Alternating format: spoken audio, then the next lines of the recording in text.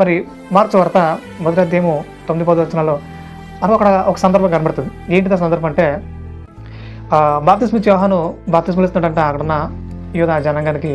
So ఆ కాలంలో గొప్ప సాక్ష్యాన్ని ఇచ్చారు యేసుక్రీస్తు వారి గురించి. అలా సాక్ష్యం ఇచ్చిన తర్వాత యేసుక్రీస్తు వారు ఎంటర్ అవడం, అలా ఎంటర్ అయిన దగ్గర నుంచి ఏం జరిగింది అనేది ఒకసారి సందర్భం చూసే ప్రయత్నం చేద్దాం. మార్క్స్ వార్త మొదటి అధ్యాయం 9 వచనం నుంచి. ఆ దినములలో యేసు గలిలయలోని నజరేతు నుండి వచ్చి యొర్దానులో యోహాను చేత బాప్తిస్మం పొందాను. వెంటనే ఆయన నీళ్ల నుండి ఒడ్డునకు వచ్చుండగా ఆకాశం చెల్లిపడటయు పరిశుద్ధాత్మ పావురం వలె తన మీదకి దిగొచ్చుటయు చూచాను. ఇప్పుడు యేసుక్రీస్తు వారు మనకి భూమి మీద బాప్తిస్మం పొందుకున్నట్టుగా చాలా క్లియర్గా కనబడుతుంది. ఇప్పుడు ఆకాశం చెల్లిపడటయు పరిశుద్ధాత్మ పావురాకారం వలె తన మీదకి దిగొచ్చుటయు చూచున్నాడట. మనకి ఇద్దరు కనబడుతున్నారు. బాప్తిస్మం ఇచ్చు యోహాను దగ్గర బాప్తిస్మం తీసుకున్న యేసుక్రీస్తు వారు మనకు కనబడుతున్నారు. ఆకాశం చెల్చబడి ఆ ఆకాశం నుంచి వచ్చిన పరిశుద్ధాత్మ మనకు కనబడుతుంది.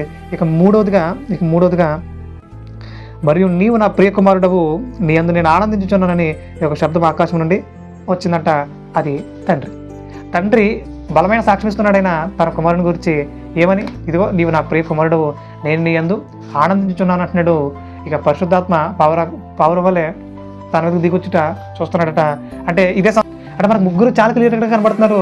ఇప్పుడు తండ్రి కుమారుడి కింద వస్తే ఈ సందర్భాలు ఏవి మనకు కనబడు. పరలోకం నుంచి మరో స్వరం రాదు, ఎందుకంటే ఆయన ఎక్కడ ఉన్నాడు కదా. మరి పరలోకం నుంచి రావడం ఏంటి స్వరాలు, ఆ శబ్దం రావడం ఏంటి జరగదు కదా. వల్ల పరిశుద్ధాత్మ పౌరాకరణలు రావడం ఏంటి, అవన్నీ అయ్యే పనులు కాదు కదా. అంటే చాలా క్లియర్ కట్గా బైబిల్ ఏం చెప్తుంది, ముగ్గురు వేరువేరుగా ఉన్నారు, పని చేస్తున్నారు, వేరువేరుగా ఉండి పని చేస్తున్నారు. అంటే